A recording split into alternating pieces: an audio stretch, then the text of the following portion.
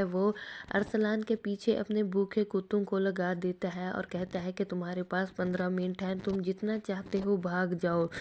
اس نے ایک چال چلی تھی کہ اگر اس کو گولی نہیں چھو پائے گی تو اس کو کتے ضرور کھا جائیں گے۔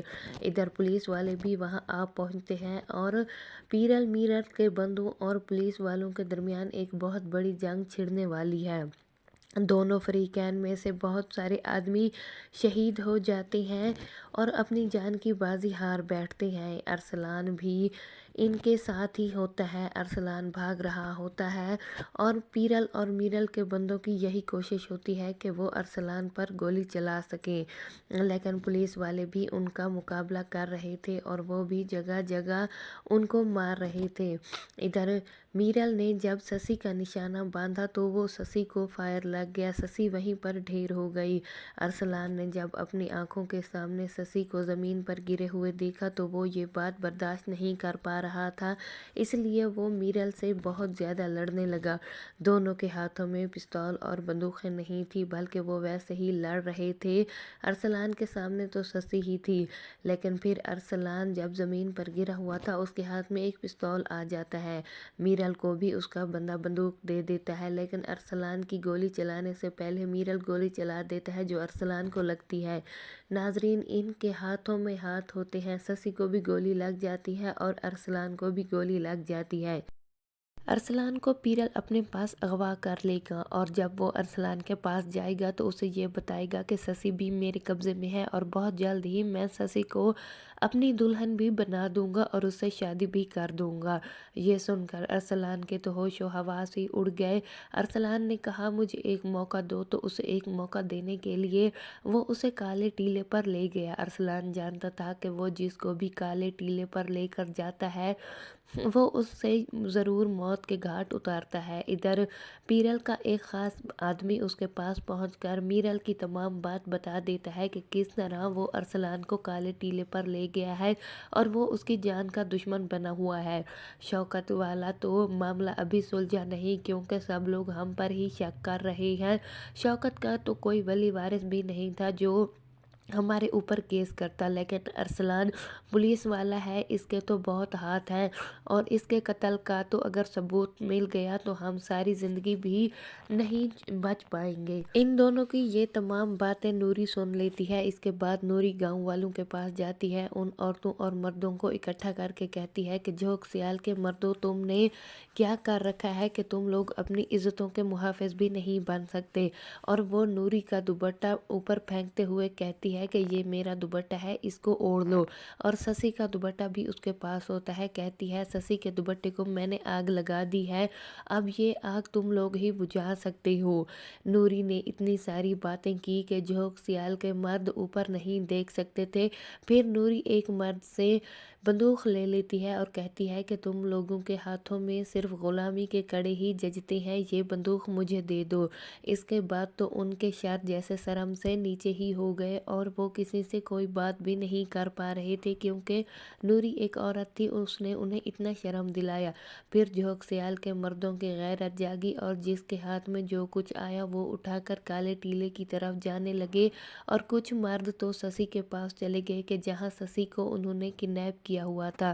اس کے بعد جب جھوک سیال کے تمام مرد اور عورتیں وہاں جا رہے تھے تو راستے میں انہیں پیرل ملتا ہے۔ پیرل بھی کالے ٹیلے کی طرف جا رہا ہوتا ہے۔ وہ پوچھتا ہے کہ تم لوگ کہاں جا رہے ہو؟ تب سب لوگ خاموش رہتے ہیں، لیکن نوری آگے بڑھ کر پستول تان کر اس سے کہتی ہے کہ ہم تمہارے بیٹے کو مارنے کے لیے جا رہے ہیں، لیکن میں تمہیں اپنے ہاتھوں سے پہلے قتل کروں گی۔ وہ اس سے کہتا رہا کہ میں تمہارا شوہر ہوں، تمہارا مجازی خدا ہوں، لیکن نوری نے اس کی ایک نہیں سنی اور گولی چلا دی۔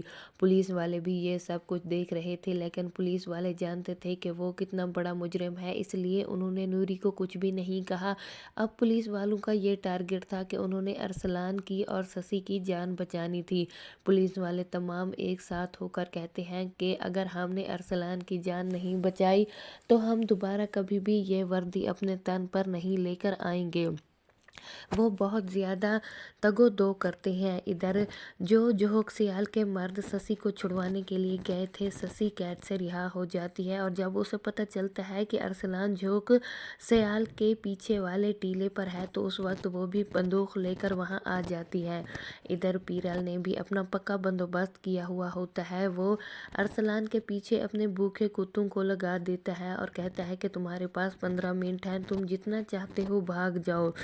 उसने एक चाल चली थी कि अगर इसको गोली नहीं छू पाएगी तो इसको कुत्ते ज़रूर खा जाएंगे।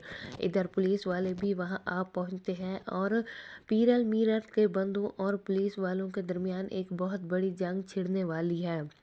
दोनों फरीकैन में से बहुत सारे आदमी शहीद हो जाते हैं और अपनी जान की बाजी हार बैठते हैं। अरसलान भी इनके साथ ही होता है। अरसलान भाग रहा होता है और पीरल और मीरल के बंदों की यही कोशिश होती है कि वो अरसलान पर गोली चला सकें, लेकिन पुलिस वाले भी उनका मुकाबला कर रहे थे और वो भी जगह जगह उनको मार रहे थे। इधर मीरल ने जब शशि का निशाना बांधा तो वो शशि को फायर लग गया। शशि वहीं पर ढेर हो गई। अरसलान ने जब अपनी आंखों के सामने शशि को ज़मीन पर गिरे हुए देखा तो वो ये बात बर्दाश्त नहीं कर पा रहा था, इसलिए वो मीरल से बहुत ज़्यादा लड़ने लगा। दोनों के हाथों में पिस्तौल और बंदूकें नहीं थी, बल्कि वो वैसे ही लड़ रहे थे। अरसलान के सामने तो शशि ही थी, लेकिन फिर अरसलान जब ज़मीन पर गिरा हुआ था उसके हाथ में एक पिस्तौल आ जाता है। मीरल को भी उसका बंदा बंदूक दे देता है, लेकिन अरसलान की गोली चलाने से पहले मीरल गोली चला देता है जो अरसलान को लगती है। नाजरीन, इनके हाथों में हाथ होते हैं। शशि को भी गोली लग जाती है और अरसलान को भी गोली लग जाती है।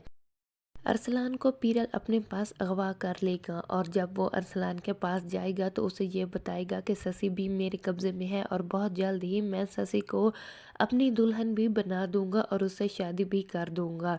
ये सुनकर अरसलान के तो होश व हवास ही उड़ गए।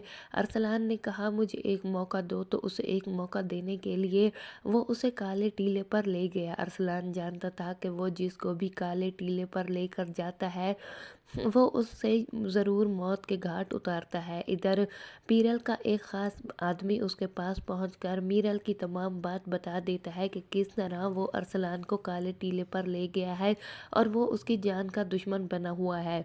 शौकत वाला तो मामला अभी सुलझा नहीं, क्योंकि सब लोग हम पर ही शक कर रहे हैं।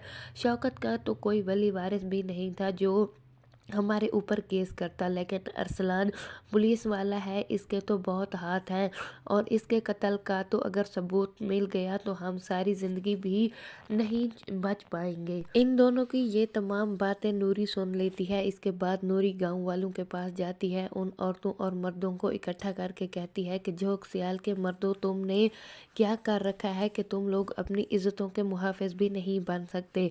और वो नूरी का दुपट्टा ऊपर फेंकते हुए कहती है कि ये मेरा दुपट्टा है, इसको ओढ़ लो।